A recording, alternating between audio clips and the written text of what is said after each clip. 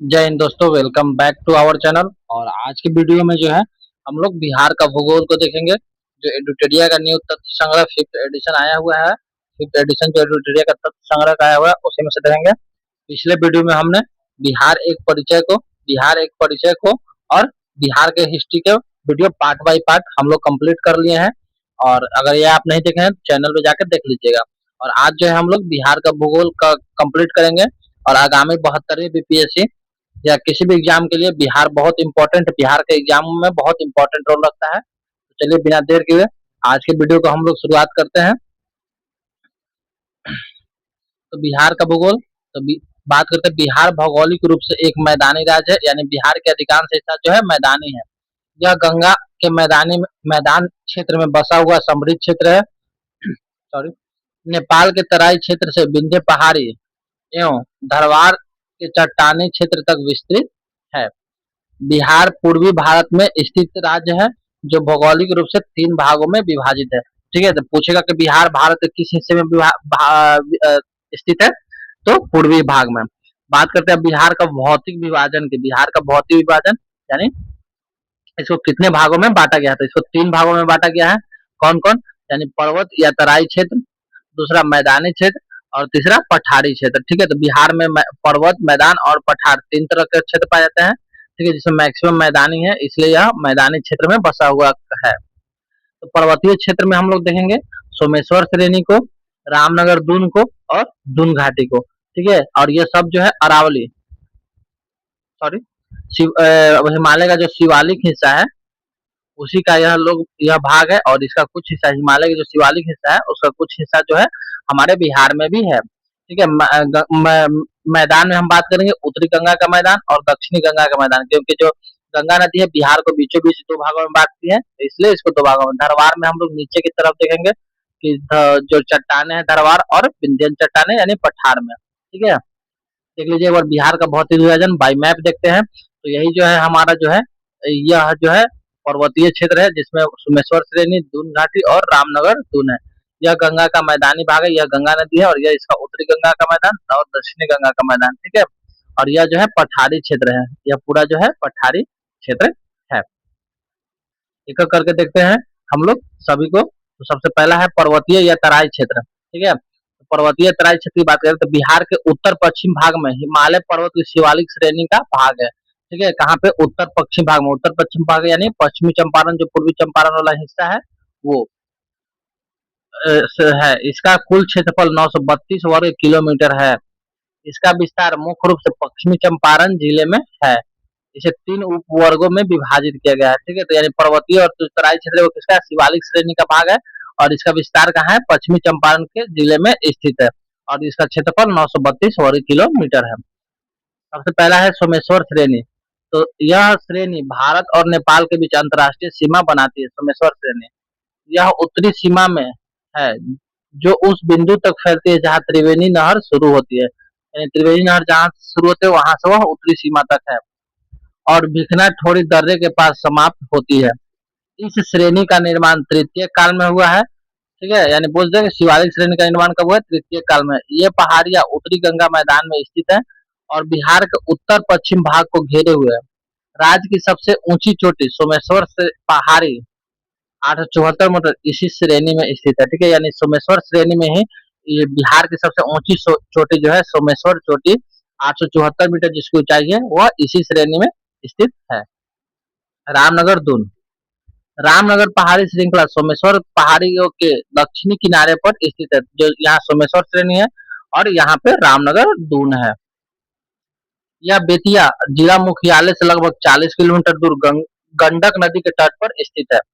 रामनगर दून कई छोटी पहाड़ियों की एक श्रृंखला है जो 214 वर्ग किलोमीटर क्षेत्र में फैली हुई है। इसे दक्षिणी श्रेणी के रूप में देखा जा सकता है। यह दक्षिणी पर्वतमाला 32 किलोमीटर लंबी और 6 से 8 किलोमीटर चौड़ी है।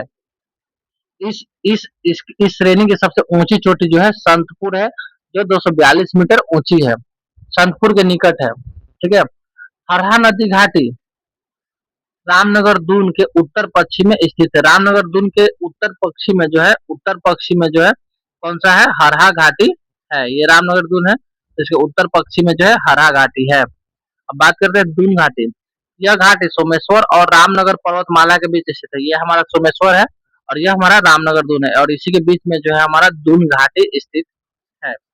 इसे दून वैली के नाम से भी जाना जाता है। यह 21 किलोमीटर लंबा और 152 मीटर ऊंचा है। यह 214 वर्ग किलोमीटर क्षेत्र में फैला हुआ है। इस घाटी की अधिकतम ऊंचाई 240 मीटर है। नेक्स्ट देखते हैं हम लोग मैदानी क्षेत्र। पर्वतीय क्षेत्र खत्म हो गया, अब हम लोग देखते हैं मैदानी क्षेत्र। तो मैदानी क्षेत्र की बात करें तो बिहार के कुल भूभाग का 96% भाग क्या है, मैदानी है। इस मैदानी भाग का निर्माण गंगा और उसकी सहायक नदियों के निक्षेप से हुआ है।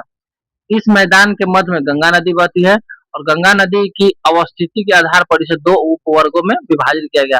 जैसा बताया था कि मान लीजिए ये बिहार है हमारा, ठीक है, यह बिहार है हमारा और यह बिहार का जो बीचा बीच है दो भाग में गंगा नदी इसको बांटती है। तो इसको हम लोग उत्तर गंगा और इसको दक्षिण गंगा के मैदान कहते हैं। बात करते हैं उत्तरी गंगा के मैदान। तो यह मैदान गंगा नदी के उत्तर में स्थित है। इस मैदान का निर्माण गंडक, घाघरा, बूढ़ी गंडक, बागमती, कमला बलान, कोसी और महानंदा जैसी नदियों के जलोढ़ निक्षेप से हुआ है। यह तिरहुत, सारण, पूर्णिया, दरभंगा और कोसी डिवीजनों के क्षेत्र से को कवर करता है। ठीक है, यानी उत्तर बिहार के जितने भी प्रमंडल है उसको यह जो है कवर करता है। और पश्चिम में घाघरा गंडक दोआब से लेकर पूर्व में महानंदा घाटी तक फैला हुआ है। ठीक है, जैसे देखिए यह जो उत्तर बिहार की नदियां है घाघरा गंडक दोआब से लेके, ठीक है, महानंदा नदी तक फैला हुआ जो है यह उत्तर बिहार का मैदानी क्षेत्र है। इस मैदान का उत्तर पश्चिमी भाग जो पूर्वी और पश्चिमी चंपारण जिले में अवस्थित है अधिक ऊंचाई वाले तराई क्षेत्र के रूप में जाना जाता है। ठीक है, तो जो पूर्वी और पश्चिमी चंपारण ये बिहार है तो यहाँ पूर्वी पश्चिमी चंपारण जो है यह अधिक ऊंचाई वाला मैदान है। इस मैदान का ढलान उत्तर से दक्षिण, यानी या तो इस मैदान का ढलान ऐसे उत्तर से दक्षिण की ओर है, ठीक है, या उत्तर पश्चिम से दक्षिण पूर्व, या ऐसे है उत्तर दक्षिण से दक्षिण पूर्व की ओर है। इस मैदान का उत्तरी भाग अपेक्षाकृत ऊंचा है और इस मैदान का जो उत्तरी भाग है वह अपेक्षाकृत जो है ऊंचा है। यह जलोढ़ पंखों का स्थान है जिसका निर्माण गंडक, बूढ़ी गंडक, कोसी और महानंदा नदियों के तलछट से हुआ है। उत्तरी बिहार का यह मैदान दोआब यानी दो मिलती हुई नदियों के बीच की भूमि में विभाजित है, जैसे घाघरा गंडक दोआब, ठीक है, गंडक कोसी दोआब और कोसी महानंदा दोआब है, बिहार में दोआब है। ठीक है, तो यह मैदान जो है दो नदियों के बीच की भूमि है तो उसको दोआब बोला जाता है। ठीक है, तो जो जिस दो नदी के बीच की भूमि होगा उसको पहली नदी को और उसकी आखिरी नदी को, ठीक है, मान लीजिए ये घाघरा है और ये गंडक है तो इसको बोलेंगे घाघरा गंडक दोआब। ठीक है, इसी तरह से है। अब बात करते हैं दक्षिण गंगा के मैदान का। तो गंगा नदी के दक्षिण और दक्षिण के पठारी क्षेत्र के मध्य गंगा नदी मैदान अवस्थित है, यानी ये बोली गंगा नदी है। ठीक है, तो गंगा नदी के दक्षिण में और जो दक्षिण का पठारी क्षेत्र है उसके ऊपर यानी इन दोनों के मध्य जो है दक्षिण गंगा मैदान स्थित है। उत्तरी गंगा मैदान की तुलना में इसका आकार छोटा है। ठीक है, यह एक त्रिकोणीय आकार का मैदान है, यानी दक्षिण का जो गंगा का मैदान है वो कैसा है, त्रिकोणीय है। इसे मगध के मैदान के नाम से भी जाना जाता है। यह उत्तर में गंगा नदी, पूर्व में ताल क्षेत्र और दक्षिण में दक्षिणी पहाड़ी इलाका और पश्चिम में सोन नदी से घिरा हुआ है, जिसमें गया, जहानाबाद, औरंगाबाद, पटना, नालंदा, नवादा जिले शामिल हैं। इस मैदान का निर्माण गंगा नदी, इसकी मुख्य सहायक नदियां जैसे पुनपुन, सोन, फल्गु नदियों की सहायक नदियों के द्वारा हुआ है। इस मैदान का ढाल दक्षिण पश्चिम से, यानी बोला जा रहा है कि दक्षिण पश्चिम से उत्तर पूर्व की ओर है। यानी जो बिहार का मैप है, ठीक है, ये बिहार का जो मैप है रफली मैप है, ठीक है, तो इसमें जो है बोल रहा है कि दक्षिण पश्चिम से जो है उत्तर पूर्व की ओर इसका ढाल है। इसीलिए देखिए नदियां जो है ऐसे ही हैं। ठीक है, नेक्स्ट हमारा उत्तर पूर्व की ओर है। इस क्षेत्र को तीन उपवर्गों में बांटा गया है, इसको भी तीन उपवर्गों में बांटा गया है। कौन कौन, गंगा सोन दोआब, मगध का मैदान और अंग का मैदान। अगर मैप में हम देखें, देखिए गंगा सोन दोआब जो है, फिर ये पूरा मगध का मैदान है और ये नीचे अंग का मैदान है, भागलपुर वाला क्षेत्र। नेक्स्ट है हमारा पठार। अब हम पठार को देखते हैं। ठीक है, तो बिहार के दक्षिणी सीमा पर पठार एवं पहाड़ी क्षेत्र है जो झारखंड से सीमा साझा करते हैं। दक्षिण में स्थित पठारी क्षेत्र को दो क्रम की चट्टानें अवस्थित है। पहला जो है धरवार चट्टान, जो किस किस में है, मुंगेर, जमुई, नवादा, गया आदि क्षेत्रों में फैला हुआ है। दूसरा है विंध्यन चट्टान है, जो कैमूर और रोहतास में है।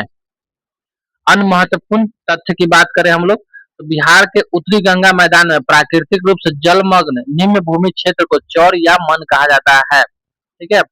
गंगा के मैदानी बाढ़ क्षेत्र में बनने वाले विशेष आकृति क्षेत्र को क्या बोला जाता है, दियारा प्रदेश बोला जाता है। उत्तरी गंगा मैदान में कई मन चौर या गोखुर झीलों के रूप में पाया जाता है, जिसमें हमारा एक कांवड़ झील है। दक्षिणी गंगा मैदान में तटबंध से लगे दक्षिणी की ओर गहराई वाले क्षेत्र को टाल कहा जाता है। मोकामा के आसपास जो एकदम गहराई वाला क्षेत्र देखते हैं, जिसको हम लोग मोकामा टाल के भी नाम से जानते हैं।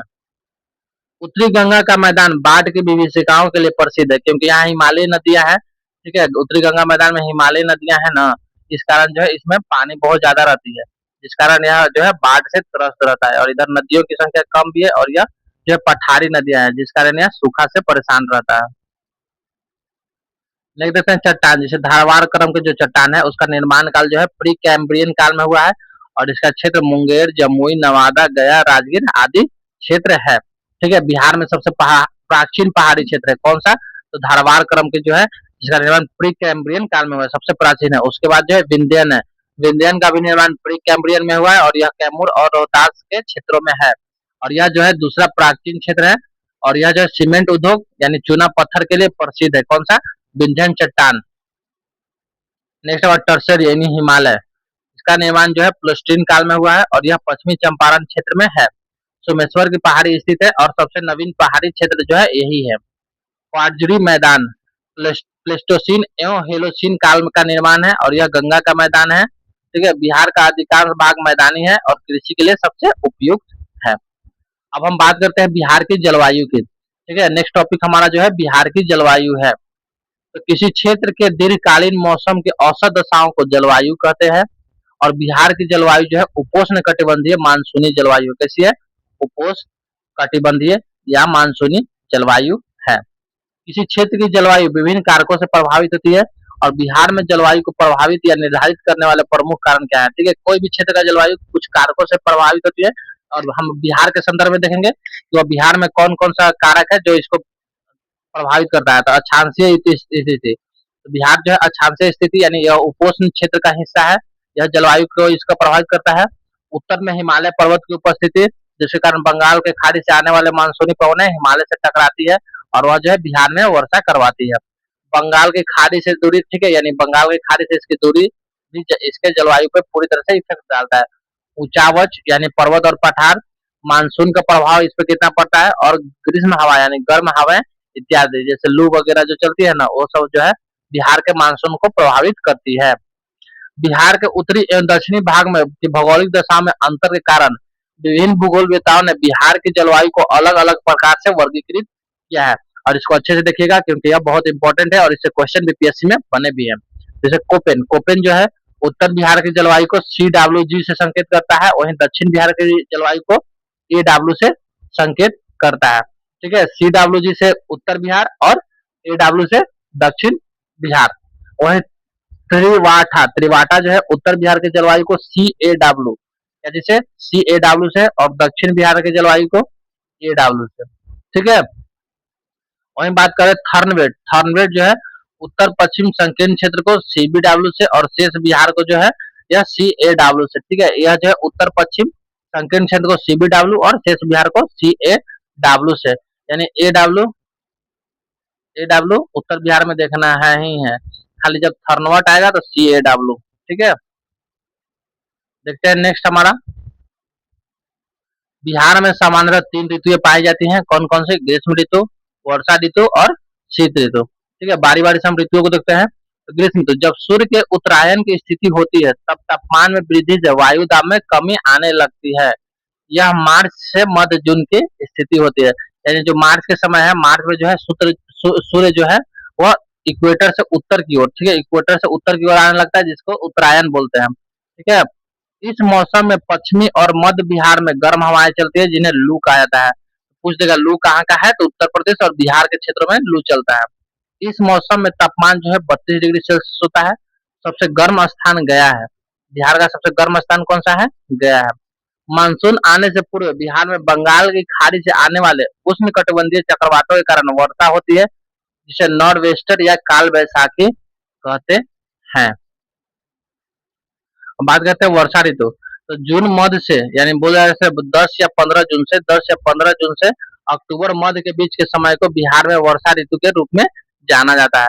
बिहार में मानसून का प्रवेश मध्य जून में होता है और बिहार में जुलाई एवं अगस्त में अधिक वर्षा होती है। बिहार में औसत वर्षा कितना है? 112 सेंटीमीटर है। वर्ष 2023-24 में सर्वाधिक वर्षा किशनगंज में हुआ था तथा सबसे कम वर्षा जो है अरवल में हुआ था। बिहार में दक्षिण पश्चिमी मानसून की बंगाल की खाड़ी की शाखा सर्वाधिक वर्षा होती है। ठीक है, बिहार में दक्षिण पश्चिम मानसून, बिहार कौन सा? दक्षिण पश्चिम मानसून। ठीक है, दक्षिण पश्चिम मानसून से वर्षा होती है बिहार में और दूसरा बंगाल की खाड़ी की शाखा से। ठीक है, बंगाल की खाड़ी की शाखा से जो भी पूछे वो देख लेना है। मानसून का नाम पूछे तो दक्षिण पश्चिम और बंगाल की शाखा से। बिहार में उत्तरी भाग अत्यधिक वर्षा प्राप्त करता है, जिसके कारण उत्तरी बिहार में बाढ़ तथा दक्षिणी बिहार के कुछ भाग में सूखा प्रभावित होता है। नेक्स्ट हमारा शीत ऋतु। इसका मध्य अक्टूबर से फरवरी माह तक होता है। मानसून लौटने के साथ बिहार में शीत ऋतु आरंभ हो जाती है। बिहार में दिसंबर एवं जनवरी माह में सर्वाधिक ठंडक होता है। सर्वाधिक ठंडा जिला गया है। ठीक है, सर्वाधिक गर्म और सर्वाधिक ठंडा जिला कौन सा है? गया है। दिसंबर जनवरी माह के में भूमध्य सागर से आने वाले शीतोष्ण चक्रवात के कारण, ठीक है, दिसंबर और जनवरी में भूमध्य सागर से आने वाले, ठीक है, जिसको पश्चिमी विक्षोभ बोलते हैं, ठीक है, चक्रवात के कारण पश्चिमी एवं मध्य बिहार में हल्की वर्षा होती है। यह वर्षा रबी फसल के लिए लाभदायी होती है। अत्यधिक ठंड बिहार में रबी फसल के लिए काफी लाभदायक होती है। देखते हैं बिहार में कृषि जलवायु क्षेत्र। ठीक है, तो बिहार में कृषि की दशाओं एवं फसल वर्गीकरण के आधार पर कृषि जलवायु क्षेत्र को 3 वर्गों में विभाजित किया गया है।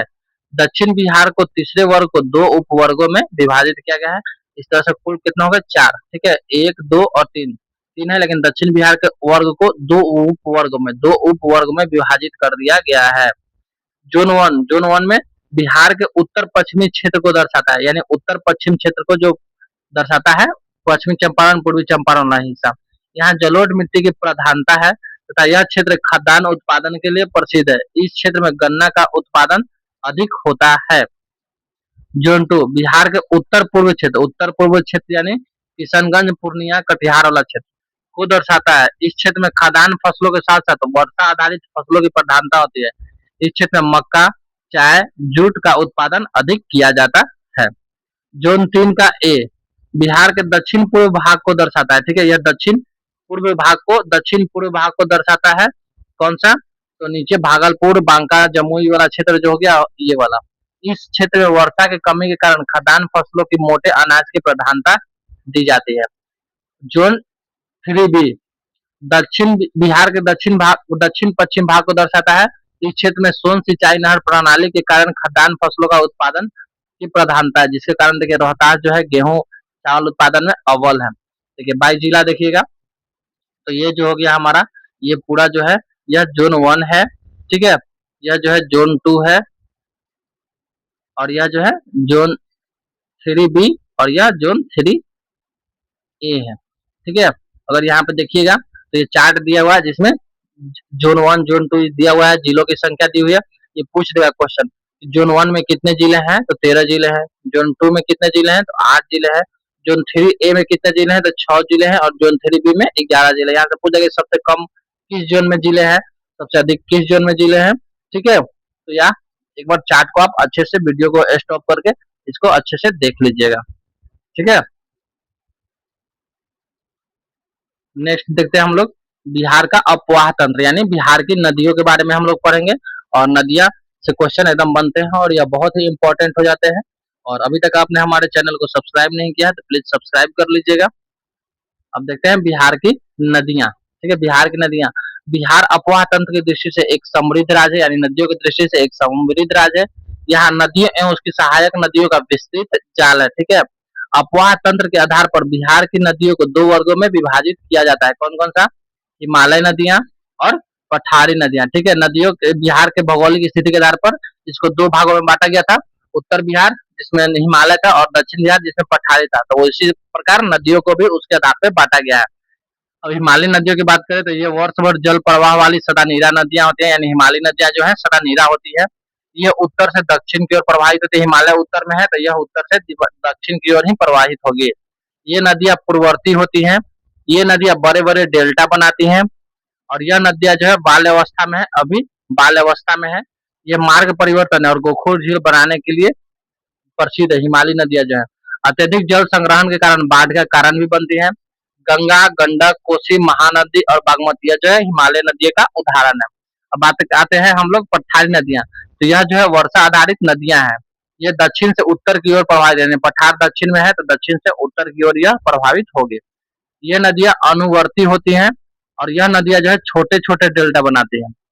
ये नदियां जो है प्रौढ़ावस्था में, किसी है प्रौढ़ावस्था में, यानी अब युवा काल में नहीं है। सीधी गमन करने वाली नदियां हैं, इधर उधर भटकती नहीं, जैसे कोसी। बाढ़ की कम संभावना होती है, इसीलिए दक्षिण का क्षेत्र जो है कम बाढ़ से ग्रसित होता है। सोन, पुनपुन, फल्गु, अजय नदी, ये लोग जो है वह पठारी नदियों का उदाहरण है। आइए बाई मैप देखते हैं हम लोग। तो आपसे मैप को एकदम ध्यान में रखिएगा, क्योंकि पूछ देगा। देखिए उत्तर बिहार की नदियों में हम लोग जो बात करेंगे, ये गंगा है हमारी, बीच में गंगा है। अब उत्तर नदी के पहला घाघरा है, ठीक है। दूसरी गंडक नदी है, तीसरी बूढ़ी गंडक है, ठीक है। फिर बागमती है, फिर कमला है, फिर कोसी है, फिर मेची और महानंदा नदी है। इसका क्रम याद रखेगा, आपसे पूछ देगा उत्तर बिहार की नदियों में पूरब से पश्चिम की ओर नदियां बताए या पश्चिम से पूर्व की नदियों का क्रम बताए, ठीक है। उसी तरह दक्षिण बिहार में सबसे पहला है जो कर्मनाशा नदी है, और यह जो है यूपी बिहार के साथ बॉर्डर भी बनाती है। दूसरा जो है सोन नदी है, फिर पुनपुन है, निरंजना और फल्गु नदी है, मोहना है, क्यूल है, ठीक है। और यह जो है अजय नदी है, ठीक है। तो इस तरह से यह जो है दक्षिण बिहार की नदी और उत्तर बिहार की नदी है। इसका क्रम याद रखना है आपको, पूरब से पश्चिम या पश्चिम से पूर्व, आपको क्वेश्चन पूछ सकता है। नेक्स्ट जो है हमारा, देख लेते हैं एक बार। तो गंगा, गंगा नदी का उद्गम स्थल कहाँ है? गंगोत्री, उत्तराखंड में। और यह जो है बिहार में कहाँ प्रवेश करती है? बक्सर में चौसा के समीप। और इसका संगम यानी मुहाना कहाँ है? बंगाल की खाड़ी में। दूसरा नदी है घाघरा नदी, घाघरा नदी का उद्गम स्थल तिब्बत है, और यह बिहार में जो है सिवान के पास प्रवेश करती है और सारण में आके गंगा नदी में मिल जाती है। नेक्स्ट है हमारा गंडक, गंडक जो है नेपाल से निकलती है, और यह पश्चिमी चंपारण के वाल्मीकि नगर में बिहार में प्रवेश करती है और सोनपुर के निकट गंगा में आके मिल जाती है। नेक्स्ट है हमारा बूढ़ी गंडक नदी, और यह सोमेश्वर पहाड़ी से निकलती है, जो पश्चिमी चंपारण में सोमेश्वर पहाड़ी है वहां से निकलती है, और यह बिहार में ही प्रवेश पश्चिमी चंपारण में करेगी, और गंगा में खगड़िया के निकट आके गंगा में मिल जाएगी। नेक्स्ट हमारा बागमती नदी, महाभारत श्रेणी नेपाल से निकलती है और सीतामढ़ी में बिहार में प्रवेश करती है, और कोसी नदी में आके यह मिल जाती है। कमला नदी महाभारत श्रेणी से ही निकलती है और मधुबनी में बिहार में प्रवेश करती है, और ये भी जो है कोसी में आके मिल जाती है। नेक्स्ट है कोसी, जो नेपाल के गोसाईनाथ से निकलती है, गोसाईनाथ से निकलती है और सुपौल में सुपौल में जो है शायद भैंसा लोटन कोई जगह, वहां बिहार में प्रवेश करती है मे बी, और गंगा नदी में आके कटिहार के कुर्सेला में जाके गंगा नदी में मिल जाती है। नेक्स्ट है हमारा महानंदा, महानंदा जो है पश्चिम बंगाल के दार्जिलिंग जिले की पहाड़ी से निकलती है और किशनगंज में बिहार में प्रवेश करती है, और मालदा के समीप आके गंगा नदी में मिल जाती है। कर्मनाशा नदी दक्षिण बिहार की नदी में विंध्य पहाड़ी से निकलती है और कैमूर में बिहार में प्रवेश करती है, और गंगा नदी में आके चौसा के समीप आके गंगा में मिल जाती है, बक्सर में, ठीक है। सोन नदी जो है अमरकंटक पहाड़ी मध्य प्रदेश से निकलती है और रोहतास में बिहार में प्रवेश करती है, और गंगा में दानापुर के समीप, जिसको मनेर भी बोल सकते हैं, मनेर भी बोल सकते हैं, पटना भी कहीं कहीं बोलता है, ठीक है। मनेर, पटना या दानापुर के समीप जो है गंगा नदी में मिल जाती है। पुनपुन नदी झारखंड पलामू से निकलती है और औरंगाबाद में बिहार में प्रवेश करती है, और फतुहा के समीप जो है गंगा नदी में मिल जाती है। फाल्गु या निरंजना नदी, यह जो है छोटा नागपुर पठार से निकलती है, गया में जो है बिहार में प्रवेश करती है, और पुनपुन नदी के साथ जो है गंगा में आके ये भी फतुहा के समीप मिल जाती है। सकरी छोटा नागपुर पठार से निकलती है और नवादा में जो है बिहार में प्रवेश करती है। सकरी और पंचाने दो नदियां हैं, और क्यूल नदी के साथ जो है यह गंगा में मिलती है। नेक्स्ट हमारा है क्यूल नदी, हजारीबाग झारखंड से निकलती है और जमुई में बिहार में प्रवेश करती है, और लखीसराय के समीप गंगा नदी में मिल जाती है। वही जो है अजय नदी जो है जमुई से भी जमुई, ठीक है, यह निकलती है और जमुई में ही बिहार में प्रवेश करेगी और पश्चिम बंगाल में जाके गंगा नदी में मिल जाती है, ठीक है। अब बारी बारी से सारे नदियों की हम बात करेंगे। तो सबसे पहला जो है हमारा गंगा नदी है। गंगा नदी उत्तराखंड के गंगोत्री ग्लेशियर से निकलती है। इसकी लंबाई जो है 2525 किलोमीटर है और बिहार में इसकी लंबाई की बात करें तो 445 किलोमीटर है। देवप्रयाग में अलकनंदा और भागीरथी दोनों नदियों के मिलने से इस नदी का नाम गंगा पड़ता है। और गंगा नदी बिहार की सबसे प्रमुख नदी एवं प्रवाह तंत्र का आधार है। गंगा नदी बिहार में बक्सर जिले के चौसा में के समीप प्रवेश करती है और कटिहार एवं भागलपुर से सीमा बनाती हुई बिहार से बाहर पश्चिम बंगाल में चली जाती है। इस दौरान गंगा बिहार के 12 जिलों से, कितने जिलों से, 12 जिलों से, जिसमें बक्सर, भोजपुर, सारण, पटना, वैशाली, समस्तीपुर, बेगूसराय, मुंगेर, खगड़िया, कटिहार, भागलपुर और लखीसराय से गुजरती है। बिहार में गंगा नदी की सर्वाधिक लंबाई पटना में है। गंगा की सहायक नदियों में घाघरा, गंडक, बूढ़ी गंडक, कोसी, सोन, पुनपुन आदि बिहार में गंगा से मिलती है, जबकि महानंदा और अजय बिहार से बाहर गंगा में मिलती है। ठीक है, पूछ देगा आपसे ये कि बिहार से बाहर गंगा में मिलने वाली नदी तो महानंदा और अजय। बांग्लादेश में इस नदी को पद्मा कहा जाता है और यह अंततः बंगाल की खाड़ी में गिरती है। नेक्स्ट नदी है हमारा घाघरा नदी। यह मानसरोवर तिब्बत से के पास से निकलती है और बिहार के सिवान में प्रवेश करती है। उत्तर प्रदेश और बिहार की सीमा बनाती हुई सारण में गंगा से मिल जाती है। इसका अन्य नाम सरयू मैदानी भाग में, बोगरा, करनाली नेपाल में आदि है। इसकी सहायक नदियां राप्ती, छोटी गंडक, शारदा, भेरी और सेती आदि हैं। नेक्स्ट है हमारा गंडक नदी। तो गंडक नदी को नारायणी यानी मैदानी भाग में जो है इसको नारायणी नदी के नाम से जानते हैं। सप्तगंडकी, शालिग्रामी नेपाल में नाम से भी जाना जाता है। गंडक की मुख्य शाखा धौलागिरी और अन्नपूर्णा श्रेणियों को पार करते हुए गौर्ज बनाती है और बिहार के भैंसा लोटन, ठीक है, गंडक नदी, सॉरी वहां गलत बताए थे, तो गंडक नदी जो है भैंसा लोटन पश्चिमी चंपारण में प्रवेश करती है। उत्तर प्रदेश और बिहार के बीच 45 किलोमीटर की सीमा बनाती है। ठीक है, उत्तर प्रदेश और बिहार के बीच कितने किलोमीटर की सीमा बनाती है? 45 किलोमीटर के। इसकी सहायक नदियों में काली गंडक, त्रिशूली आदि प्रमुख है। इससे मिलने वाले गोल गोल काले पत्थर को शालिग्राम कहा जाता है और इसी पत्थर के कारण इस नदी को नेपाल में शालिग्राम नदी भी कहा जाता है। नेक्स्ट है हमारा बूढ़ी गंडक। सोमेश्वर श्रेणी के पश्चिमी भाग से निकलकर पश्चिमी चंपारण, पूर्वी चंपारण, मुजफ्फरपुर, समस्तीपुर, बेगूसराय जिले में बहते हुए खगड़िया में गंगा नदी में मिल जाती है।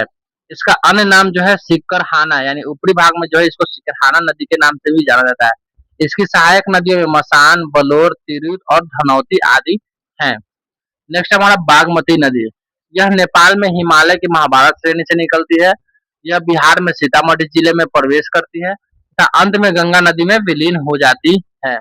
पहले यह बूढ़ी गंडक में मिलती थी, लेकिन अब यह कमला नदी से मिलकर कोसी नदी में मिल जाती है। ठीक है, इसकी सहायक नदियों में लाल बकिया, लखनदेई, मनहोरा और धवारा और विष्णुमती आदि हैं।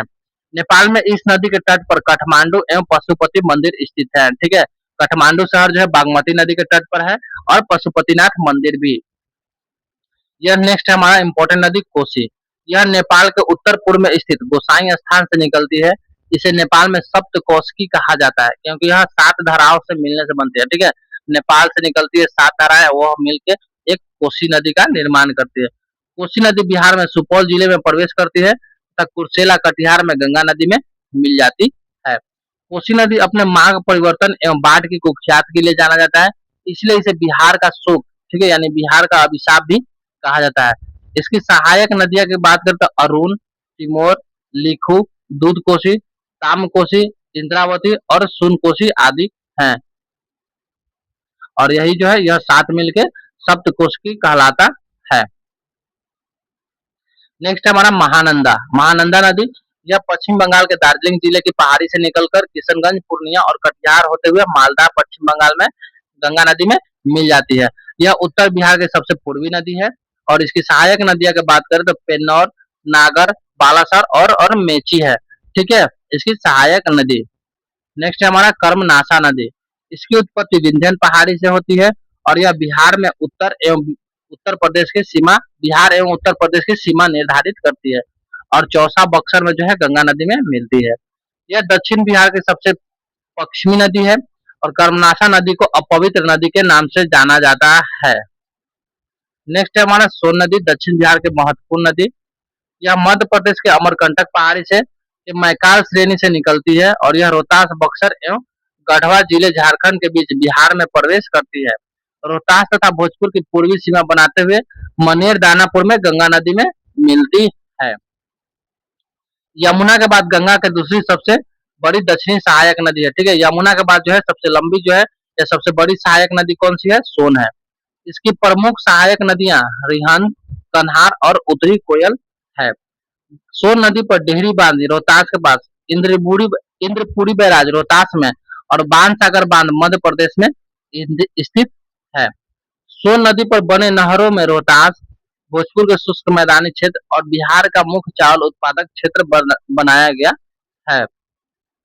पुनपुन नदी, ठीक है, यह झारखंड के पलामू जिले के छोटा नागपुर पठार से निकलती है तब बिहार में औरंगाबाद, जहानाबाद होते हुए फतुहा में गंगा नदी में मिल जाती है। इसकी प्रमुख सहायक नदी में मोरहर, मादर और धरदा आदि नदी है। यह दक्षिण बिहार की दूसरी प्रमुख नदी है। नेक्स्ट है हमारा फल्गु नदी। यह हजारीबाग के पठारी क्षेत्र से निकलती है।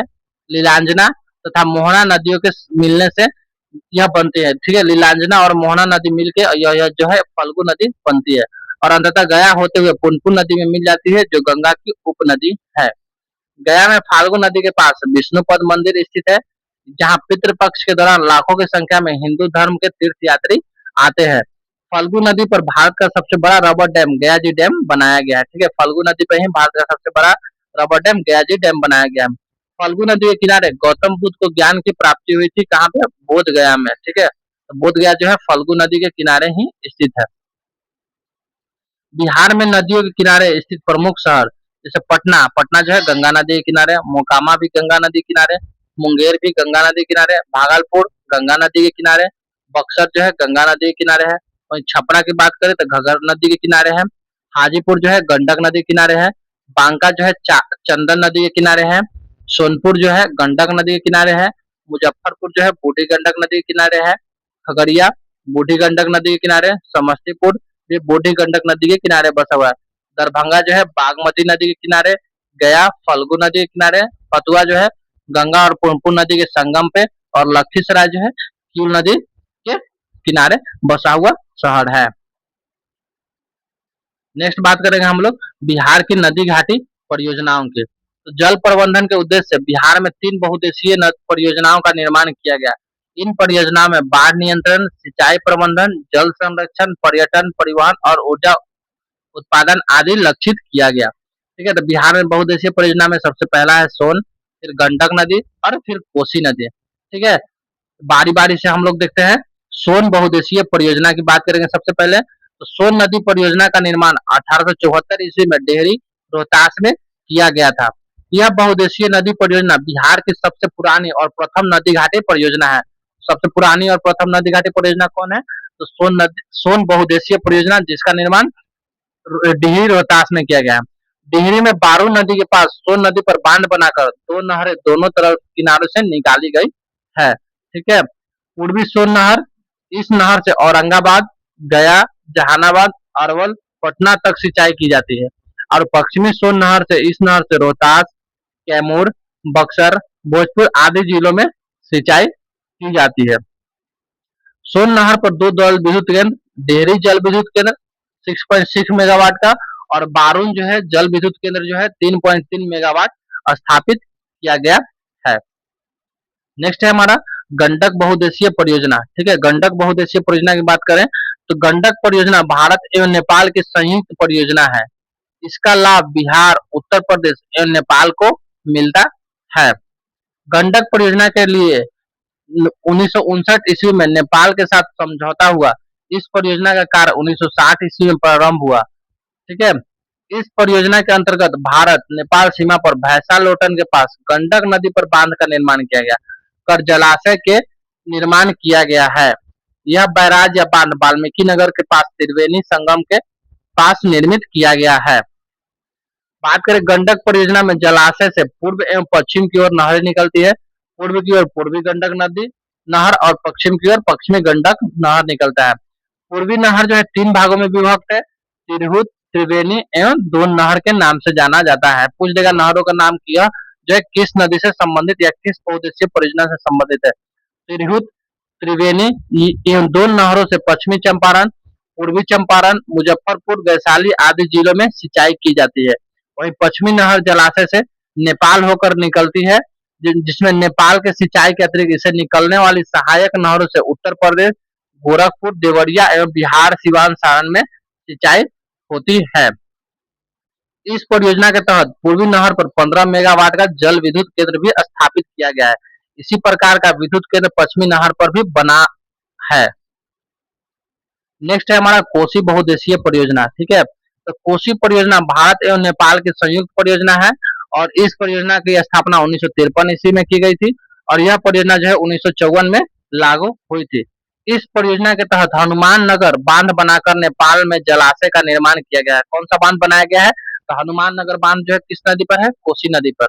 यह परियोजना 1965 ईस्वी में पूर्ण रूप से तैयार हुई थी। कोसी पर निर्मित जलाशय से पूर्व एवं पश्चिम की ओर नहरों का निर्माण किया गया है।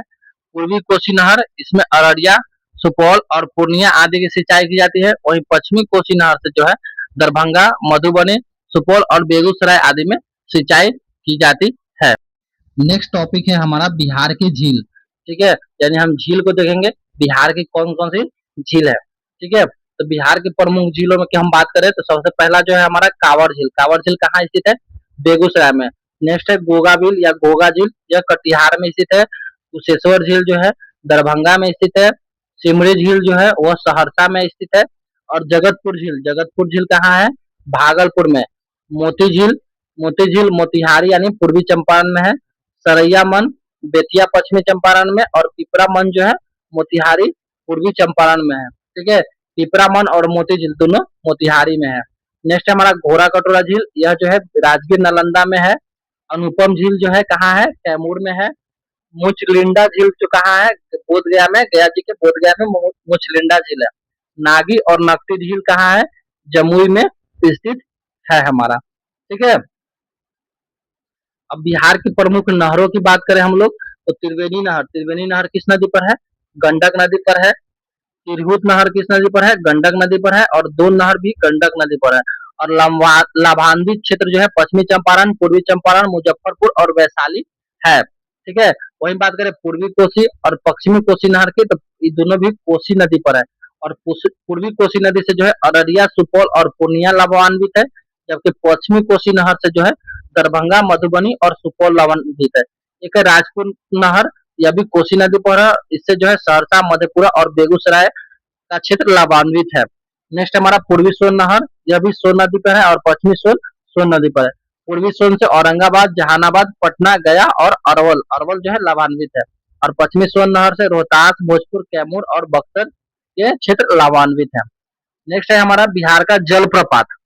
जलप्रपात की बात करें तो जब नदी की ढाल में अकस्मात परिवर्तन आने से नदी की तीव्र वेग पहाड़ से नीचे गिरती है तो उसे जलप्रपात कहा जाता है। यानी कहा जाता है कि ये पहाड़ है, ठीक है, और यह जो जमीन है और यहाँ से जब कोई नदी आ रही है और डायरेक्ट जमीन पे गिर रही है इस तरह से, तो इसको जलप्रपात कहा जाता है। ठीक है, और नदी अगर सिमिलर चलते रहे तो वह एक नदी समान रूप से हो जाती है। ठीक है, तो बिहार के प्रमुख हम जलप्रपातों की बात करें, बिहार के प्रमुख जलप्रपातों की बात करें तो ककोलर जलप्रपात है हमारा जो नवादा में स्थित है। दुर्गावती जलप्रपात या दुर्गावती जलाशय कहाँ है? रोहतास में है। काशीश जलप्रपात कहाँ है? रोहतास। कशिश जलप्रपात रोहतास। धुआं कुंड जलप्रपात ये भी रोहतास में है। मांझर कुंड जलप्रपात रोहतास में है। सुतला भवानी जलप्रपात रोहतास में तिलौथू के पास है। और करकटगंज जलप्रपात जो है कैमूर में। और तिलहर कुंड जलप्रपात कहाँ है? कैमूर में स्थित है। ठीक है, तो मैक्सिमम जो है कहाँ है? रोहतास में। आपको याद करना है ककोलत नवादा में सबको याद रहता है। और दो याद कर लीजिए, करकटगंज जलप्रपात कैमूर और तिलहर कुंड जलप्रपात कैमूर। ठीक है, बाकी रोहतास में आपको ऐसे याद हो जाएगा। नेक्स्ट है हमारा बिहार के गर्म जल कुंड। ठीक है, हम देखेंगे बिहार के गर्म जल कुंड। तो पहला देखेंगे राजगीर। राजगीर में कौन कौन सा है? तो ब्रह्म कुंड बिहार का सबसे गर्म जल कुंड है। सप्तधारा, मखदुम कुंड, गोमुख कुंड, सूर्य कुंड और नानक कुंड, जो ये सब जो है यह राजगीर में स्थित है और यह जो है गर्म है। कैसा है? गर्म कुंड है। इसके अलावा मुंगेर में जो है गर्म जल कुंड पाया जाता है जिसमें हमारा लक्ष्मण कुंड, रामेश्वरम कुंड, जन्म कुंड, श्रृंगार श्री कुंड, पंचत कुंड, सीता कुंड, ऋषि कुंड, भीमा बांध और भरारी कुंड, यह जो है मुंगेर में स्थित है। इस पर ध्यान दीजिएगा, सीता कुंड आपको फंसा सकता है, ठीक है। तो यह मुंगेर में है। और गया में जो है गर्म कुंड को अग्नि कुंड कहा गया है। अब जो बहुत ही इंपॉर्टेंट टॉपिक जो है हमारा क्या है, बिहार की मिट्टी, ठीक है, बहुत ही इंपॉर्टेंट। बिहार की मिट्टी को देखेंगे तो पृथ्वी की ऊपरी सतह पर फैले मोटे, मध्यम और बारीक कार्बनिक तथा अकार्बनिक मिश्रित कणों को मिट्टी कहा जाता है। मृदा का निर्माण चट्टानों के टूटने फूटने तथा इसमें भौतिक एवं रासायनिक परिवर्तनों के फलस्वरूप होता है। मृदा के निर्माण में स्थलाकृति, ठीक है, स्थलकृति, वर्षा, आर्द्रता, तापमान, प्राकृतिक वनस्पति आदि की मुख्य भूमिका होती है, ठीक है। तो मृदा के निर्माण में दे देगा कंपोनेंट और पूछेगा कि कौन सा इसमें से नहीं होता है। मृदा के अध्ययन को मृदा विज्ञान यानी पेडोलॉजी कहा जाता है। विश्व मृदा दिवस जो है 5 दिसंबर को मनाया जाता है। कब मनाया जाता है? 5 दिसंबर को मनाया जाता है। बिहार एक मैदानी राज्य है जहाँ लगभग 90% क्षेत्र, ठीक है, जलोढ़, अवक्षोभ या क्षारीय मृदा पाई जाती है। बिहार में मिट्टी को उत्तर बिहार एवं दक्षिण बिहार में निम्नलिखित रूप में विभाजित किया गया है। उत्तर बिहार की जब मिट्टी की बात करेंगे तो उसमें जो है पर्वत पदीय मिट्टी, यानी जो पर्वत हिमालय पर्वत है उसके नीचे वाले मिट्टी को पर्वत पदीय, फिर उससे थोड़ा हटेंगे तो हमारी तराई मिट्टी है, फिर पुरानी जलोढ़ मिट्टी है और नवीन जलोढ़ मिट्टी है। वहीं दक्षिण बिहार की मिट्टियों की बात करेंगे तो इसमें टाल मिट्टी, कगाड़ी मिट्टी, पुरानी जलोढ़ यानी जिसको हम लोग दक्षिण बिहार में केराल या केवाल मिट्टी कहते हैं, और चौथा जो है लाल पीली यानी बलथर मिट्टी पाई जाती है। अब बात करेंगे उत्तर बिहार की मिट्टी की, ठीक है। तो उत्तर बिहार में मिट्टी का निर्माण हिमालय से निकलने वाली गंगा, हिमालय से निकलने वाली गंगा, गंडक, बूढ़ी गंडक, कोसी महानदी एवं उसकी सहायक नदियों से हुआ है। उत्तर बिहार की मिट्टी को 4 उपवर्गों में बांटा गया है। कौन कौन सा? तो सबसे पहला जो है पर्वत पत्तीय मिट्टी, जिसको हम लोग पीडमोंट भी कहते हैं। यह मिट्टी जो है पश्चिमी चंपारण के उत्तर पश्चिमी भाग में सोमेश्वर श्रेणी के आसपास पाई जाती है, ठीक है। पर्वत पत्तीय यानी कहीं भी पर्वत के पद में पाया जाएगा, और पर्वत हमारा कहाँ है बिहार में? तो पश्चिमी चंपारण में है, हिमालय का अंश, तो इसलिए पर्वत पत्तीय मिट्टी पश्चिमी चंपारण में। इस क्षेत्र में अधिक वर्षा होने के कारण मिट्टी में अधिक नमी पाई जाती है। यह अधिक उपजाऊ होती है। इस मृदा में मुख्य रूप से धान एवं गन्ने की खेती के लिए अनुकूल होती है, गन्ने की खेती के लिए, इसलिए जो है पश्चिमी चंपारण बिहार में जो है गन्ना का सर्वाधिक उत्पादन करता है। नेक्स्ट है हमारा तराई मिट्टी। इस मिट्टी का विस्तार बिहार में उत्तर पश्चिमी सीमा पर पश्चिमी चंपारण से लेकर पूर्व में किशनगंज तक है। यानी बिहार का जो जियोग्राफिकल मैप देख रहे हैं उसमें जो पश्चिमी चंपारण से शुरू होता है और यह जो है एकदम किनारे किनारे एक बेल्ट बनाते हुए किशनगंज तक इस मिट्टी का विस्तार है। 5 से 7 किलोमीटर चौड़ी यह पट्टी है, और इसकी पट्टी जो है वह 5 से 7 किलोमीटर चौड़ी है। इस मिट्टी में कहीं कहीं कंकड़ और रेत की मात्रा अधिक पाई जाती है तथा कई जगहों पर दलदली भूमि का विस्तार हुआ है। यह मिट्टी हल्के भूरे या पीले रंग की होती है। यह मिट्टी धान, पटसन और गन्ने की खेती के लिए अनुकूल होती है। नेक्स्ट है हमारा पुरानी जलोढ़ मिट्टी या बांगर मिट्टी, ठीक है। पुरानी जलोढ़ को क्या कहेंगे? बांगर मिट्टी कहेंगे। इस मिट्टी का विकास उन क्षेत्रों में होता है जहां बाढ़ का पानी प्रतिवर्ष नहीं पहुंच पाता है, ठीक है। जहां बाढ़ के पानी प्रतिवर्ष नहीं पहुंच पाता है उसको जो है बांगर मिट्टी या पुरानी जलोढ़ कहते हैं। इस मिट्टी का विस्तार मुख्यतः घाघरा गंडक दोआब और बूढ़ी गंडक के पश्चिम भाग में है। इसका विस्तार जो है पूर्णिया, सहरसा, दरभंगा, मुजफ्फरपुर आदि के क्षेत्रों में है। इस मिट्टी को बल सुंदरी मिट्टी भी कहा जाता है। इस मृदा में चूना और पोटास की अधिकता तथा फास्फोरस एवं नाइट्रोजन की कमी पाई जाती है। इसकी प्रकृति क्षारीय होती है। इसमें मुख्य रूप से धान, गेहूं, मक्का, तंबाकू, गन्ना उपजाए जाते हैं, ठीक है। ठीक है, इस मिट्टी को क्या बोलता है? बाल सुंदरी मिट्टी भी कहा जाता है। और बाल सुंदरी मिट्टी के विस्तार को देखें तो यह जो है उत्तर बिहार के पुरानी जलोढ़ मिट्टी है, और इसका विस्तार जो है पूर्णिया, सहरसा, दरभंगा, मुजफ्फरपुर, सारण और चंपारण आदि जिलों में है। नेक्स्ट है हमारा, ठीक है, चौथा नंबर जो है क्या है? नवीन जलोढ़ मिट्टी यानी खादर, ठीक है। नवीन जलोढ़ यानी नया मिट्टी है, खादर यह है यानी इसमें खाद खाद देखेंगे तो यह अधिक उपजाऊ होगा।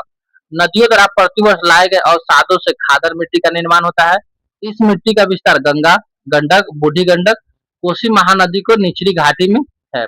इस मिट्टी का रंग कैसा होता है? गहरा भूरा होता है, और इसमें बालू एवं चिक्का यानी क्ले की प्रधानता होती है, चिकनी मिट्टी की प्रधानता होती है। इस मिट्टी में नाइट्रोजन की कमी पाई जाती है। जो नवीन जलोढ़ मिट्टी है उसमें नाइट्रोजन की कमी पाई जाती है। यह मिट्टी अत्यधिक उर्वरक होती है। इसमें पर्याप्त सिंचाई होने पर धान, गेहूं, जूट, मक्का आदि की पैदावार अच्छी होती है। अब हम लोग देखेंगे दक्षिण बिहार की मिट्टी। ठीक है, दक्षिण बिहार की मिट्टी में बात करेंगे तो दक्षिण बिहार की मिट्टी का विस्तार गंगा नदी का छोटा नागपुर पठार के मध्य है। मिट्टी की संरचना के आधार पर दक्षिण बिहार की मिट्टी को भी 4 उपवर्गों में विभाजित किया गया है, जिसमें पहला जो है टाल मिट्टी। टाल निम्न भूमि का क्षेत्र होता है जो वर्षा ऋतु में जल पलावित रहता है। टाल मिट्टी का विस्तार जो है गंगा नदी के दक्षिणी तट पर बक्सर से भागलपुर तक 8 से 10 किलोमीटर, यानी जो गंगा नदी है यह यहाँ पे जो है पटना इस सब के करीब बक्सर से लेके जो है भागलपुर तक इसका विस्तार है। यह मिट्टी मोटे कणों वाली धूसर रंग एवं भारी मिट्टी होती है। इस मिट्टी में रबी फसलें अच्छी होती है तथा यह क्षेत्र दलहन के लिए उत्पादन के लिए प्रसिद्ध है। ठीक है, इस मिट्टी में दलहन बहुत ज्यादा होता है। नेक्स्ट है हमारा दूसरा दक्षिण बिहार की मिट्टी में कगाड़ी मिट्टी। और गंगा नदी के दक्षिणी तट पर एवं सोन, फल्गु, पुनपुन, किन नदियों के किनारे इस मिट्टी का विस्तार है। इसकी उर्वरा शक्ति बहुत कमजोर होती है, कुछ कमजोर होती है। ठीक है, यह मिट्टी मोटे अनाज एवं सब्जी के उत्पादन के लिए जानी जाती है। कौन सी मिट्टी? कगाड़ी मिट्टी। इस मिट्टी में उगाई जाने वाली प्रमुख फसलें मक्का, सरसों, मिर्च आदि हैं। नेक्स्ट है हमारा दक्षिण बिहार में पुरानी जलोढ़, जिसको हम लोग कैराल या कैवाल भी मिट्टी भी बोलते हैं दक्षिण बिहार में। इस मिट्टी का विस्तार जो है बक्सर, उत्तरी गया, पटना, नालंदा, मुंगेर से लेकर भागलपुर तक है। इस मिट्टी की उर्वरा शक्ति अधिक होती है, इसमें जल सोखने की क्षमता भी अधिक होती है। इस मिट्टी का रंग गाढ़ा भूरा, पीला एवं हल्का होता है। इस मिट्टी में उगाई जाने वाली प्रमुख फसलों में मक्का, धान, बाजरा, आलू, अरहर और गेहूं आदि है। नेक्स्ट हमारा लाल पीली मिट्टी। लाल पीली मिट्टी या इसको बलथर मिट्टी भी कहा जाता है। पश्चिम में कैमूर के निकट, पूर्व में राजमहल की उच्च भूमि तक 8 से 15 किलोमीटर चौड़ी पट्टी को इस मिट्टी का विस्तार है। यह मिट्टी जो है जमुई, मुंगेर और खड़गपुर के पहाड़ी क्षेत्रों में, बांका, नवादा और औरंगाबाद के पठारी क्षेत्रों में पाया जाता है। यानी लाल या पत्थर मिट्टी जो है यह पहाड़ी या पठारी क्षेत्रों में पाया जाता है। इस मिट्टी में रेत एवं कंकड़ की बहुलता होती है एवं इसकी उर्वरा शक्ति काफी कम होती है। इस मिट्टी में जल संग्रहण की क्षमता भी कम होती है। लौह तत्व की प्रधानता के कारण यह लाल रंग की होती है तथा इसकी प्रकृति अम्लीय होती है। इस मिट्टी में मक्का, ज्वार, बाजरा, अरहर आदि मोटे अनाज उपजाए जाते हैं। अन्य महत्वपूर्ण बिंदु बात करेंगे मिट्टी से संबंधित, तो लाल बलुई मिट्टी कैमूर एवं रोहतास के पठारी क्षेत्रों में पाई जाती है। इस मिट्टी में बालू और लेटराइट मिट्टी के अंश दोनों पाए जाते हैं। इस मिट्टी में मुख्य रूप से ज्वार, बाजरा, मक्का जैसे मोटे अनाज उपजाए जाते हैं। नेक्स्ट टॉपिक है हमारा बिहार का वन और वन जीव। ठीक है, बिहार का वन और वन जीव को देखेंगे। बिहार एक मानसूनी प्रदेश है। यहाँ मुख्य रूप से मानसूनी पर्णपाती वन पाया जाता है। कैसा वन पाया जाता है? मानसूनी पर्णपाती वन पाया जाता है। इस पर्णपाती वनों में उनके विशिष्ट आधार पर दो भागों में बांटा गया है, आर्द्र पर्णपाती वन और शुष्क पर्णपाती वन। ठीक है, सबसे पहला है हमारा आर्द्र पर्णपाती वन। ये वन उन क्षेत्रों में पाए जाते हैं जहाँ वर्ष में वर्षा औसतन 120 सेंटीमीटर से अधिक होती है। यानी जहाँ वर्षा जो है 120 सेंटीमीटर से अधिक होगी वहां पे आर्द्र पर्णपाती वन पाया जाता है। और बिहार में जो है आर्द्र पर्णपाती वन जो है सबसे अधिक वर्षा कहाँ होती है? किशनगंज, पश्चिमी चंपारण के वाल्मीकि नगर का वन जो है तथा नेपाल के सीमावर्ती क्षेत्रों में पाया जाता है आर्द्र पर्णपाती वन। ऐसे वनों में साल, सेमल, जामुन, सागवान आदि के वृक्ष मिलते हैं। ठीक है, इसके अतिरिक्त इन वनों में सबई घास, हाथी घास, नरकट, बेत आदि की झाड़ियां पाई जाती हैं। दूसरा है हमारा शुष्क पर्णपाती वन। शुष्क पर्णपाती वन में बात करेंगे। ये वन उन क्षेत्रों में पाए जाते हैं जहां वर्षा 120 सेंटीमीटर से कम होती है। बिहार के अधिकांश भागों में इसी प्रकार के वन पाए जाते हैं। कैसा? शुष्क पर्णपाती वन। ये वन कैमूर की पहाड़ी, मुंगेर, जमुई, बांका आदि के क्षेत्रों में पाया जाता है। इन वनों में शीशम, अमरताल, साल, खैरा, महुआ, पलास, जामुन, बांस आदि के वृक्ष पाए जाते हैं। नेक्स्ट बिहार में जो है हमारा वन जीव अभयारण्य है। कौन कौन से वन जीव अभयारण्य है? तो बिहार में एक राष्ट्रीय उद्यान यानी एक जो है नेशनल पार्क, ठीक है, एक नेशनल पार्क और 12 जो है wild life sanctuary. Wild life sanctuary जो है वह 12 है आर्थिक सर्वेक्षण 2024-25 के आधार पे। तो सबसे पहला हमारा अभयारण्य कौन सा है? वाल्मीकि नगर राष्ट्रीय उद्यान। ठीक है, यह कहाँ है? पश्चिमी चंपारण में है। यह बिहार का एकमात्र राष्ट्रीय उद्यान भी है। ठीक है, यह बिहार का एकमात्र राष्ट्रीय उद्यान भी है और इसमें बिहार के सबसे घने वन पाए जाते हैं।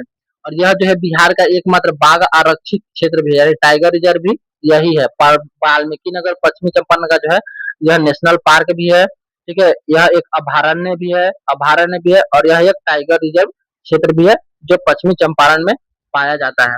नेक्स्ट है हमारा भीमा बांध वन जीव अभयारण्य। यह कहाँ पाया जाता है? मुंगेर में। और इसमें जो है तेंदुआ, भालू, सुअर, मगरमच्छ आदि के लिए प्रसिद्ध है। नेक्स्ट हमारा गौतम बुद्ध पक्षी बिहार। गौतम बुद्ध पक्षी बिहार कहाँ है? गया में है। नेक्स्ट हमारा कांवर झील वन जीव अभयारण्य। कांवर झील वन जीव अभयारण्य कहाँ है? बेगूसराय में। और यह जो है साइबेरियन पक्षियों के आश्रय स्थल है। रामसर सूची में शामिल बिहार का प्रथम आर्द्रभूमि क्षेत्र है। ठीक है, रामसर सूची में शामिल बिहार का प्रथम आर्द्रभूमि क्षेत्र कौन है? कांवर झील अभयारण्य। नेक्स्ट है हमारा कैमूर वन जीव अभयारण्य और यह जो है रोहतास कैमूर में स्थित है और बिहार का सबसे बड़ा वन जीव अभयारण्य यही है। कैमूर वन जीव अभयारण्य बिहार का सबसे बड़ा है। नागी बांध पक्षी बिहार। नागी बांध पक्षी बिहार जमुई में है और सबसे छोटा अभयारण्य यह है। नक्टी डैम वन जीव अभयारण्य यह भी जमुई में है और यह जो है विश्व पर्यावरण दिवस 2024 पर नागी और नकटी पक्षी अभयारण्य को रामसर सूची में शामिल किया गया था। यानी नागी और नकटी को 2024 में जो है रामसर सूची में शामिल किया गया था और यह बिहार का दूसरा और तीसरा जो है क्या था? रामसर स्थल था। राजगीर वन जीव अभयारण्य नालंदा जिला में स्थित है और उदयपुर वन जीव अभयारण्य जो है पश्चिमी चंपारण जिले में स्थित है। नेक्स्ट हमारा रजौली वन जीव अभयारण्य और यह कहाँ है? नवादा में है। ठीक है, नेक्स्ट है कुशेश्वर स्थान वन जीव पक्षी अभयारण्य। यह दरभंगा जिला में है और यह भी जो है साइबेरियन पक्षियों का आश्रय स्थल है। विक्रमशिला डॉल्फिन वन जीव अभयारण्य भागलपुर जिला में है। विक्रमशिला डॉल्फिन वन जीव अभयारण्य कहाँ है? भागलपुर में है और यह जो है 60 किलोमीटर क्षेत्र में फैला गंगा नदी में मुंगेर से भागलपुर तक है। भारत के पहले डॉल्फिन अभयारण्य के रूप में प्रसिद्ध है। भारत का पहला डॉल्फिन अभयारण्य है, लेकिन डॉल्फिन रिसर्च सेंटर पूछे तो वह पटना में है। ठीक है, लेकिन पहला डॉल्फिन अभयारण्य कौन सा है? तो विक्रमशिला जो भागलपुर में है। बड़ैला सलीम पक्षी अभयारण्य यह जो है वैशाली में है और दूसरा सबसे छोटा अभयारण्य। पहला कौन सा था? पहला नागी था और दूसरा कौन सा है? बड़ैला सलीमपुर पक्षी अभयारण्य। ठीक है, यह मैप में एक बार बताया गया है कि कौन सा कहाँ है, जिसको आप अच्छे से वीडियो को पॉज करके देख लीजिएगा। ठीक है, हम बात करते हैं बिहार में रामसर स्थलों की। तो बिहार में रामसर स्थलों की हम बात करेंगे जब, तो बिहार में कुल 6 रामसर स्थल है। वर्तमान में बिहार में कुल कितने रामसर स्थल है? 6 है। सबसे पहला जो है कांवर झील है, जिसको 2020 में इसको घोषणा किया गया था और यह जो है बेगूसराय में स्थित है और इसका क्षेत्रफल 2620 किलोमीटर हेक्टेयर में है।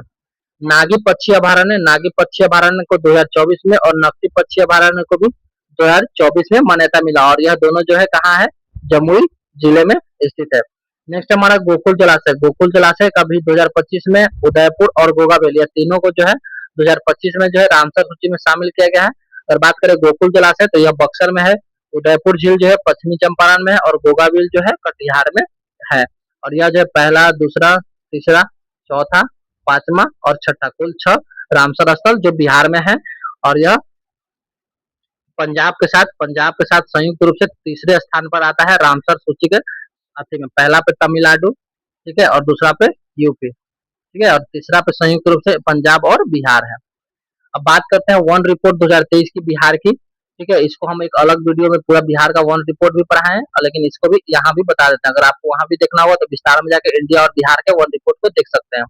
भारत एवं बिहार वन रिपोर्ट की प्रति 2 वर्षों पर भारतीय वन सर्वेक्षण द्वारा प्रकाशित किया जाता है और सर्वप्रथम वन रिपोर्ट की बात करें तो 1987 ईस्वी में प्रकाशित किया गया था और यह 2023 की रिपोर्ट इस श्रृंखला की 18वीं रिपोर्ट है। केवल है 18वीं रिपोर्ट जो है यह है। बिहार में वन आवरण की देखेंगे तो वन स्थिति रिपोर्ट 2023 के अनुसार बिहार का वन आवरण जो है 7532.45 वर्ग किलोमीटर है। कितना है? 7532.45 वर्ग किलोमीटर क्षेत्र में है, जो राज्य के कुल भौगोलिक क्षेत्रफल का कितना है? 8% है। राज्य के कुल भौगोलिक क्षेत्रफल का कितना है? 8% है। 2021 की रिपोर्ट की तुलना में वन आवरण में 129 किलोमीटर की वृद्धि हुई है। 129 वर्ग किलोमीटर की वृद्धि हुई है 2021 की तुलना में। बिहार में वनावरण एवं वृक्षावरण, ठीक है, तो बात करें वनावरण की तो बिहार में जो वन है वनावरण जो है 7532 वर्ग किलोमीटर है, जो कुल क्षेत्रफल का कितना परसेंट है? 8% है। और वृद्धि कितना हुआ है? तो 151 वर्ग किलोमीटर जो है वृद्धि हुआ है। वहीं वृक्षावरण की बात करें तो यह 2500 वर्ग किलोमीटर में है और बिहार के कुल क्षेत्रफल का 2.68% है और इसमें वृद्धि जो है 159 वर्ग किलोमीटर की हुई है। झाड़ी की बात करें तो 207 किलोमीटर में है, 260 किलोमीटर में है और यह कुल क्षेत्रफल का 0.28% है। यानी बात करें बिहार में कुल की बात करें तो 10,292 वर्ग किलोमीटर में है और यह जो है बिहार के क्षेत्रफल का 10.96% है और वृद्धि की बात करेंगे तो 310 वर्ग किलोमीटर की वृद्धि हुई है। अब बात करेंगे जिलों में वनावरण का क्षेत्रफल के अनुसार जिलों में किस जिला में वनावरण कितना है तो के बात करेंगे। ठीक है, तो सबसे अधिक जो है कैमूर जिला में है 1025.68 वर्ग किलोमीटर। उसके बाद पश्चिमी चंपारण में है 908.23 वर्ग किलोमीटर। उसके बाद जमुई में, यानी पहला सबसे अधिक वनावरण वाला जिला कौन सा है, कैमूर, दूसरा पे पश्चिमी चंपारण और तीसरा पे जमुई है।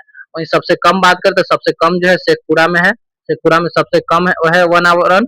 उसके बाद अरवल में है और उसके बाद बक्सर में है। ठीक है, यानी जो है सबसे कम शेखपुरा में, फिर उससे थोड़ा सा ज्यादा अरवल में और उससे थोड़ा सा ज्यादा बक्सर में है।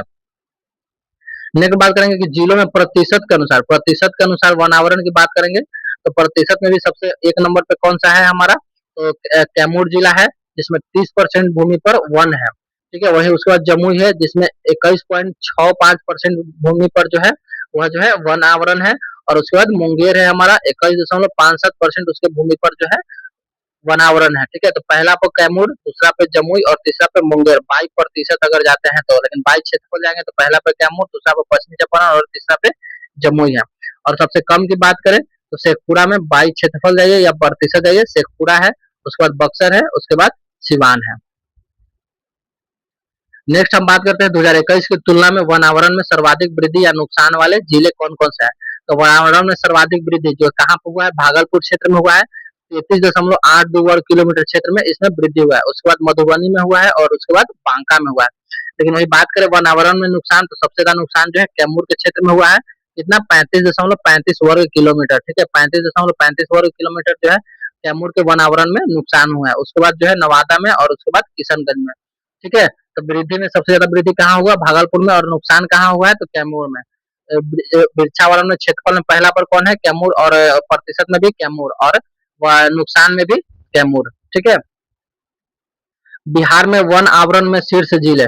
ठीक है, तो बहुत घने वन सबसे ज्यादा कहाँ पाया जाता है, पश्चिमी चंपारण में और 303.78 वर्ग किलोमीटर क्षेत्र में पाया जाता है। ठीक है, मध्यम रूप से घने वन जो है वो भी पश्चिमी चंपारण में पाए जाते हैं सबसे अधिक 527.25 वर्ग किलोमीटर पे। लेकिन खुले वन की बात करें तो यह कैमूर में सबसे अधिक है 499.68 वर्ग किलोमीटर क्षेत्रफल पे। बात करते हैं 2019, 2021 और 2023 के वन आवरण की हम तुलनात्मक बात करेंगे। ठीक है, तो जो बहुत घने वन जो थे 2019 में 333 वर्ग किलोमीटर क्षेत्र पर थे, 2021 में 333 वर्ग किलोमीटर पे ही रहे, लेकिन 2023 में जो है 387 वर्ग किलोमीटर क्षेत्र पर इसका विस्तार हुआ। वहीं मध्यम रूप से घने वन की बात करेंगे तो क्षेत्र 2019 में जो है 3250 रहा, वहीं 2021 में जो है 3286 रहा और 2023 में जो है 3284 वर्ग किलोमीटर रहा है। खुले वन की बात करें तो यह जो है 2019 में कितना था 3693 वर्ग किलोमीटर, 2021 में जाकर 3762 वर्ग किलोमीटर हो गया और 2023 में जो है 3861 वर्ग किलोमीटर हो गया। यानी अगर कुल बात करें तो 2021 में जो है 7306 वर्ग किलोमीटर में था, 2021 में जो है 7381 हो गया और 2023 में जो है 7532 वर्ग किलोमीटर में जो है वन हो गया। 10% से अधिक शिखर घनत्व और 1 हेक्टेयर या अधिक क्षेत्रफल वाली वृक्षादित भूमि को जो है वनाच्छादन माना जाता है। वन रिपोर्ट 2023 के अनुसार बिहार में वनाग्नि की सर्वाधिक जिलावार संख्या, तो सबसे अधिक जो है वनों में आग कहाँ लगा है, पश्चिमी चंपारण में, उसके बाद जमुई में और उसके बाद मुंगेर में। ठीक है, कुछ और डाटा है जैसे हम बात करेंगे तो जो खुले वन की जो हमारी प्रतिशत है वो बिहार में 51% क्षेत्रफल पे जो है खुले वन है। वनों का जो कुल भाग है उसमें 51% भाग जो है किसका है, खुले वन का है, और 44% भाग जो है मध्यम रूप से घने वन का है और 5% हिस्सा जो है वो घने वनों का है। ठीक है, नेक्स्ट हमारा बिहार का आपदा प्रबंधक। तो बिहार एक मैदानी राज्य है जहाँ मुख्य बाढ़ आपदा है, मुख्य आपदा जो है क्या है, बाढ़ है। इसके अतिरिक्त बिहार में सूखा, भूकंप, चक्रवात और एवं लू जैसी आपदाओं भी पीड़ित होती हैं। बाढ़ बिहार के 38 जिलों में से 28 जिला जो है बाढ़ प्रभावित है। इन 28 जिलों में 15 अत्यधिक बाढ़ प्रभावित तथा 13 जो है कम बाढ़ प्रभावित जिला है।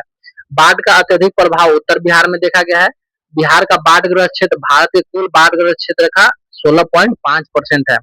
अत्यधिक बाढ़ से प्रभावित वाले जिले में पूर्वी चंपारण, मुजफ्फरपुर, वैशाली, सीतामढ़ी, शिवहर, दरभंगा, मधुबनी, समस्तीपुर, सहरसा, सुपौल, मधेपुरा, खगड़िया, बेगूसराय, भागलपुर और कटिहार है। जबकि कम बाढ़ प्रभावित जिला जो है वो पश्चिमी चंपारण, सारण, सिवान, गोपालगंज, पूर्णिया, किशनगंज, पटना, नालंदा, भोजपुर, बक्सर, लखीसराय और शेखपुरा है। ठीक है, बात करेंगे बाढ़ आने के प्रमुख कारणों की। तो बिहार की जो भू आकृति है उसका नीचा होना, बिहार में वर्षा ऋतु 2 माह से अत्यधिक होना, उत्तर बिहार की नदियों में वर्षा ऋतु में अत्यधिक जल का प्रवाह होना और बिहार में जल प्रबंधन का अभाव होना, तटबंधों का टूटना तथा जल संग्रहण क्षेत्र में मानव प्रसार आदि। ठीक है, यह जो है बिहार में बाढ़ आने का प्रमुख कारण है। आपसे इसको क्वेश्चन में पूछ सकता है। ठीक है, सूखा, मानसून की अनिश्चितता तथा जल के अवैज्ञानिक दोहन के कारण सूखा की स्थिति उत्पन्न होती है। बिहार का लगभग 20% क्षेत्र सूखे से प्रभावित होता है। सूखे से प्रभावित होने वाले प्रमुख जिलों में औरंगाबाद, गया, नवादा, रोहतास, कैमूर और मुंगेर आदि हैं। सूखा नियंत्रण के लिए आधुनिक सिंचाई पद्धति जैसे टपक सिंचाई, फव्वारा सिंचाई आदि का प्रयोग एवं नहरों का निर्माण कार्य किया जाना आवश्यक है। अगर बात करें भूकंप की, तो बिहार की भौगोलिक अवस्थिति हिमालय के समीप होने के कारण यहाँ भूकंप की संभावनाओं को जन्म देती है। बिहार के अलग अलग क्षेत्रों में भूकंप की संभावनाओं के आधार पर जोन 5, जोन 4 और जोन 3 में विभाजित किया। यानी बिहार में भूकंप के कुल कितने जोन है? 3। कौन कौन सा? जोन 5, जोन 4 और जोन 3 में विभाजित किया गया है। ठीक है, तो वेरी हाई जोन कौन कौन सा है? तो देख लीजिए, यह जो है वेरी हाई क्षेत्र वाला जोन वाला है। यानी बोल सकते हैं यह जो है बहुत ही अत्यधिक भूकंप से प्रभावित जोन है। और उसके बाद यह वाला क्षेत्र है जो उससे कम प्रभावित है। और यह जो है मॉडरेट है, यहाँ पे मॉडरेट प्रकार के भूकंप आते हैं। ठीक है, देखिए जोन 5 जिसमें अत्यधिक प्रबलता होती है। जोन 5 अत्यधिक प्रबलता होती है। ठीक है, अत्यधिक प्रबलता यानी जोन 5 में कौन कौन सा क्षेत्र आता है? यह जो क्षेत्र है यह जोन 5 का है। ठीक है, तो किशनगंज, सहरसा, सुपौल, मधेपुरा, अररिया, सीतामढ़ी, दरभंगा और मधुबनी वाला जो क्षेत्र है वह जोन 5 का क्षेत्र है। वही जोन 4 का क्षेत्र यानी मध्यम प्रबलता, तो पूर्वी चंपारण, पश्चिमी चंपारण, सारण, वैशाली, पटना, सिवान और शिवहर का जो क्षेत्र है वह जो है जोन 5 का क्षेत्र है। वहीं जोन का 3 का क्षेत्र जहाँ निम्न प्रबलता है तो गया, औरंगाबाद, रोहतास, कैमूर, बक्सर, भोजपुर और मुंगेर, यह जो है जोन 3 की श्रेणी में आता है। अब बात करते हैं चक्रवात की। तो बिहार के भौगोलिक रूप से समुद्र तटीय राज्य नहीं है, लेकिन बंगाल की खाड़ी के समीप होने के कारण यह चक्रवात जैसी आपदा कभी कभी प्रभावित होती है। बंगाल की खाड़ी से उत्पन्न होने वाला चक्रवात पश्चिम बंगाल, झारखंड से होकर बिहार के सीमावर्ती जिलों को प्रभावित करता है। चक्रवात से मुख्य रूप से बिहार के पूर्वी जिले जिसमें किशनगंज, पूर्णिया, भागलपुर, कटिहार, अररिया आदि प्रभावित होते हैं। चक्रवात में मूसलाधार वर्षा और तेज हवाओं से जान माल की क्षति होती है। एक सेंडाई फ्रेमवर्क और बिहार। सेंडाई फ्रेमवर्क के अनुसार हम बिहार को देखेंगे। जापान के सेंडाई शहर में मार्च 2015 में आपदा जोखिम की कमी लाने के लिए तीसरा संयुक्त राष्ट्र विश्व शिखर सम्मेलन आयोजित किया गया था। इस सम्मेलन में आपदा जोखिम में कमी से लाने वाले 7 प्रमुख लक्ष्य निर्धारित किए गए थे। भारत ने 1 जून 2016 को सेंडाई फ्रेमवर्क को अपनाया। कब अपनाया? तो 1 जून 2016 को। बिहार भारत का पहला राज्य है जिसने सेंडाई फ्रेमवर्क से संबंधित कार्य योजना को लागू किया था। और यह जो है आज का हमारा बिहार का ज्योग्राफी था। अगले वीडियो में हम लोग जो है इकोनॉमिक्स को देखेंगे। आपको वीडियो अच्छा लगा हो तो प्लीज इसको लाइक कीजिएगा और हमारे चैनल को सब्सक्राइब कर दीजिएगा। और 72वीं बीपीएससी वाले खास करके इस चैनल से जुड़े रहिए। या और भी किसी भी जो बिहार एग्जाम की तैयारी करते हैं वो भी हमारे चैनल को सब्सक्राइब कर सकते हैं। ठीक है, क्योंकि इसमें बिहार से संबंधित बहुत सारे फैक्ट, टॉपिक और करेंट्स का डिस्कशन कराया जाता है। तो मिलते हैं नेक्स्ट वीडियो में, तब तक के लिए जय हिंद, जय भारत।